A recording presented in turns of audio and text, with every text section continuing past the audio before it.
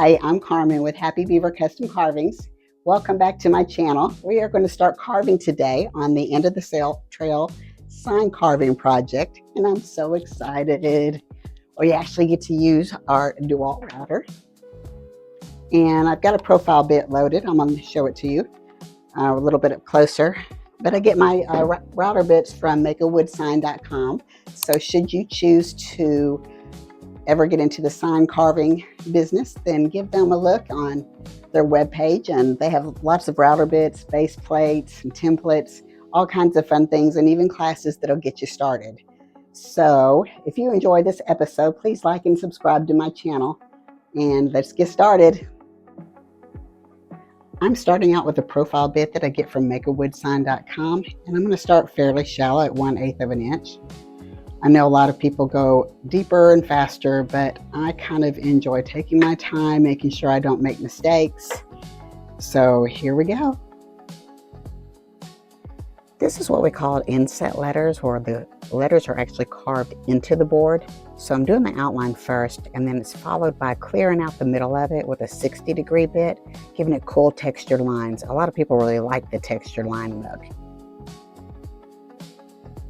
Now moving on to the horse, just doing its outline the same way, but I'm going to clear out just a small, or a shallow depth, I should say, before putting in lines of texture that reflect where his fur would lay, where the Indian would lay.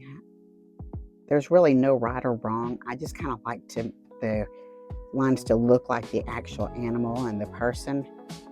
Will anybody notice it from the road? I kind of don't think so, but at least I notice it, and I like it that way. The trees were interesting. It really kind of stumped me for a while. I didn't know if I wanted to carve them into the board, carve them out of the board, so I kind of did a little bit of both. The pine trees I carved into the board. Some of the oaks and stuff I've carved on the outside. And when we start doing the painting, then we'll see how that actually looks. This is what we call power carving with the Dremel. Just trying to give it that leafy texture on the last two ones. So I basically did a little bit of everything. And now it's officially finished. Yay!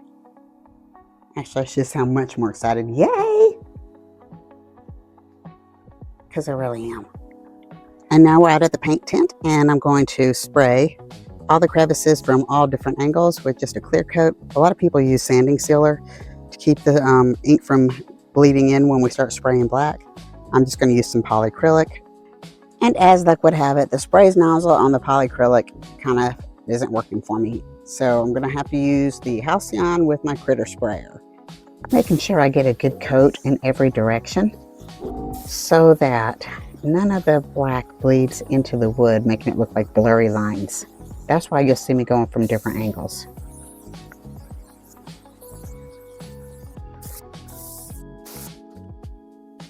And now we're going to spray with this flat black primer.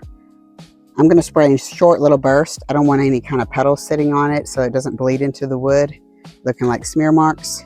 I'm going to spray at one angle, come back in about 10 minutes. Spray at another angle, making sure I get all sides of all this wood. So it's not showing up, still having some unsprayed areas, but also don't want to leave petals.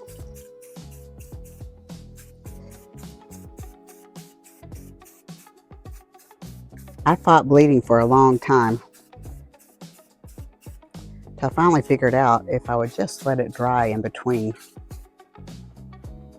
because our air around in Georgia is so humid. I think most people in the West or in the desert area get away with a lot more than I do.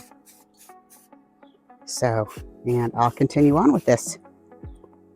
And this is the moment of truth. This is when we actually get to see, are there mistakes?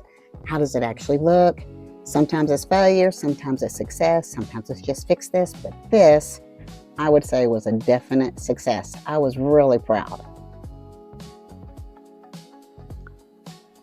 And here we are at the end of episode 3. Woohoo! In this episode, I did all the carving using the Roten router bits, the carving liner, the 60-degree, and the profile bit. If you have any router needs, please look them up at makeawoodsign.com. They are wonderful, and they have some really gorgeous templates right now.